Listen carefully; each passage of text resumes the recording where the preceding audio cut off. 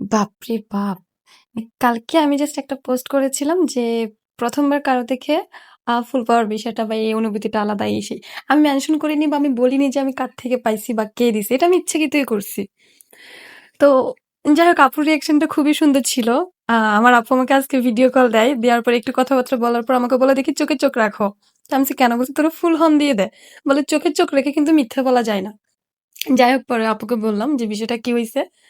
সে ছাড়াও আমাকে যারা কখনো নক দেয় নাই তারাও অব্দি আমাকে নক দিয়ে জিজ্ঞেস করতেছে, নতুন নতুন রিলেশনে গেছো আবার, এই সেই, ভালো ভালো ফুলও দিচ্ছে। আমি কিছু বলিনি।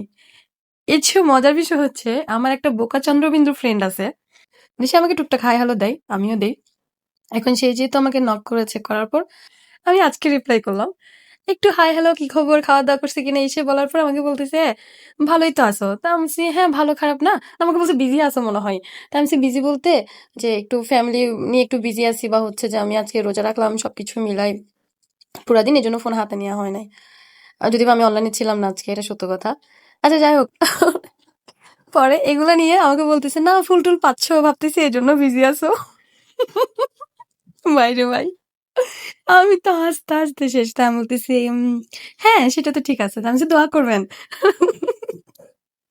আমি ওকে বলতেছিলাম যে, এই যে দোয়া করবেন যাতে আমাদের মধ্যে ভালোবাসাটা থাকে, সারা জীবন থাকে। আমি তাকে অনেক ভালোবাসি, যেন সেও আমাকে অনেক ভালোবাসে, আমাদের মধ্যে ভালোবাসা যেন থাকে।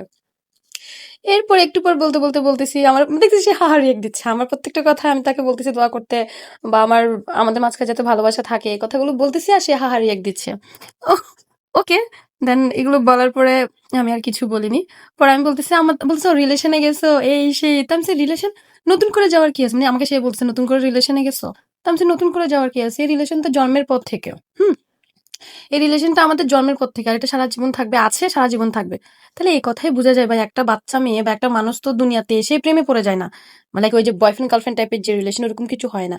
তাহলে যেহেতু বলেছে যে আমি জন্মের পর থেকে আমার সাথে তার সাথে রিলেশন, আর এটা আছে এখনো সারা জীবন থাকবে, যাতে আমাদের ভালোবাসাটা আরো আরো বেশি থাকে বা আরো বেশি জন্মায়, এরকম কিছু। তারপরে ওই যে বললাম, আমার ফ্রেন্ড বোকা চন্দ্রবিন্দু, সে তো এটা বুঝে নাই।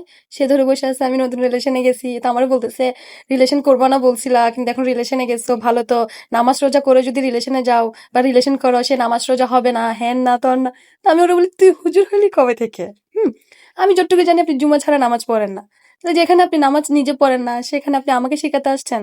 তো বল, না কারণ তুমি তো জানো যে নামাজ রোজা করলে, না প্রেম করলে নামাজ রোজা হয় না। তখন তাকে একটা কথা বললাম যে, আমাদের ইসলামটা খুবই সুন্দর, খুবই সুন্দর। আসলে এটাকে আমরা আমরা গোলাই ফেলি। আমরা যদি ঠিক মতো চলতে যাই, আমরা প্রত্যেকটা মানুষ, দেখা যাচ্ছে অনেক ইজি বিষয়টা। যাই হোক, আমি ওকে বুঝে বলতে পারতেছি না, ভিডিও অনেক মানে ভয়েস ওভার অনেক বড় হয়ে যাচ্ছে। তো হয়েছে কি, আল্লাহ বলছে তুমি যাই করো, যেইটাই করো না কেন, যে অবস্থায় থাকো, যেটাই করো, নামাজ পড়তে থাকো। নামাজ পড়তে থাকলে আস্তে আস্তে আস্তে আস্তে উপর আল্লাহ প্রত্যেকটা হারাম কাজ থেকে সরাই নিয়ে আসবে। এখন কিছু মানুষের, আমি কিছু মানুষকে দেখছি আমার সাথে চলার ক্ষেত্রে, আমি কিছু আমার ফ্রেন্ড সার্কেল দেখলাম বা কিছু মানুষকে আমি দেখলাম, তাদের চিন্তা ভাবনা হচ্ছে কিরকম, তাদের কথা হচ্ছে তুমি এটা করছো, এটা তো গুনাহ হয়েছে, তো ওইটা করলে কি সমস্যা? ভাই এখন আমার কথা হচ্ছে, আমি একটা গুনার কাজ করছি বিধায় আমি আরেকটা করতে থাকবো? আমি যতটুকু পারবো নিজেকে সংশোধন করলেই তো হয়। এখন আমি একটা গুনার কাজ করতেছি বিধায় আমি আরেকটা করবো, কারণ আমি যে এখন একটা তো করতেছি, তাই আমি আরেকটা করবো, সমস্যা কি? এটা তো হয়ে গেছে গুনাহ, এখন এটা হয়েছে বিধায় আরো কয়েকটা হবে, মানে এটা কেন? যাই হোক, এটা নিয়ে আমার অনেকজনের সাথে অনেক ফাইট লাগে, এগুলো আর কি। সো কথা হচ্ছে এটাই বন্ধু, আমি জানি আপনি আমার ভিডিওতে তো দেখবেন, আর বিশেষ করে এই ভিডিওটা একমাত্র আপনার জন্যই করা হচ্ছে, বোকা চন্দ্রবিন্দু।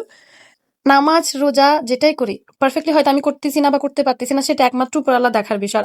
আরেকটা কথা, আমরা অনেক মানুষ আছি, যদি কেউ নামাজ পড়ে, সে আরেকটা কিছু করে, ও নামাজ দোয়া পড়তেছে, পড়ো এটা করতেছে, তো নামাজ দোয়া কি হবে? এটা কিন্তু অনেক বড় গুনাহ। কার নামাজ হচ্ছে কিনা, কার রোজা হচ্ছে কিনা, কার ইবাদত হচ্ছে কিনা, সেটা একমাত্র আল্লাহ দেখার বিষয়, আপনার না। আপনি আপনারটা করে যান, বা আপনি মানুষকে ভালোভাবে বুঝাইতে পারবেন। এমন ভাবে বুঝান যে, হ্যাঁ তুমি এটা করছো, নিজেকে আরো বেশি সংশোধন করো, তবে এটা আপনার মধ্যে আছে কিনা সেটা দেখতে হবে। আপনি দুনিয়াদারি লাফাঙ্গাগিরি করে বেড়াই, আপনি কাউকে বুঝাইতে পারবেন না। ঠিক আছে? যাই হোক, আল্লাহ সবাইকে বোঝার তৌফিক দান করুক, আমাদের সবাইকে বোঝার তৌফিক দান করুক, যাতে আমরা সবাই বুঝতে পারি, আমাদের সবাইকে একটু রহমত দান করুক। তো এটাই হচ্ছে কথা। এটা আসলে এই কথাটা সবার জন্য, শুধু আমার বোকা চন্দ্রবিন্দু ফ্রেন্ডের জন্য না। আমরা একটা গুনাহ করছি বিধায় আরো দুই একটা গুনাহ করবো এমন না, আমরা যত পারবো নিজেকে সংশোধন করব। আর হচ্ছে, নামাজ রোজাটা অবশ্যই থাকবে, এটা সবার থাকা উচিত। আমি মনে করি নামাজ রোজা করতে করতে গেলে আপনি যদি 10টা গুনাহ করেন, 10টা হারাম কাজের সাথে লিপ্ত থাকেন, দেখবেন যে আপনি যখন কন্টিনিউয়াসলি নামাজ পড়তে থাকবেন, আল্লাহকে ডাকতে থাকবেন, আল্লাহর উপর ভরসা রাখবেন, আপনি আস্তে আস্তে একটা একটা বাদ দিতে পারবেন। এটা আমার পার্সোনাল অভিজ্ঞতা, মানে আমার এমন হয়েছে বা আমার এমন হচ্ছে। ঠিক আছে?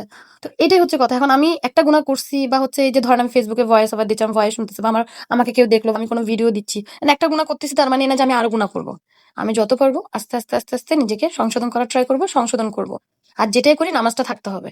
নামাজটা যখন থাকবে, আপনি যখন মন থেকে আল্লাহর প্রতি, মানে আল্লাহকে, মানে এক কথা বলতে গেলে মন থেকে যখন ইবাদত করা শুরু করবেন, অটোমেটিক আপনার লাইফ থেকে প্রত্যেকটা জিনিস উপর আল্লাহ সরাই নেবে।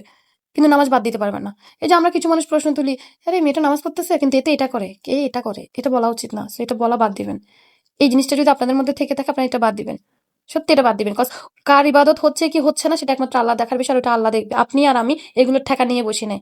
আমরা জানি না কার ইবাদত হচ্ছে।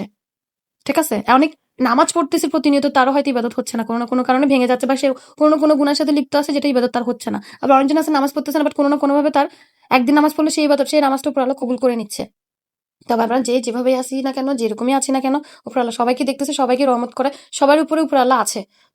যাক, ভিডিও, সরি ভয়েসটা অনেক বড় হয়ে গেছে। এত কথাই না বলি, এটাই হচ্ছে কথা। সো কিছু না, টাটা বাবাই, গুড নাইট সবাইকে।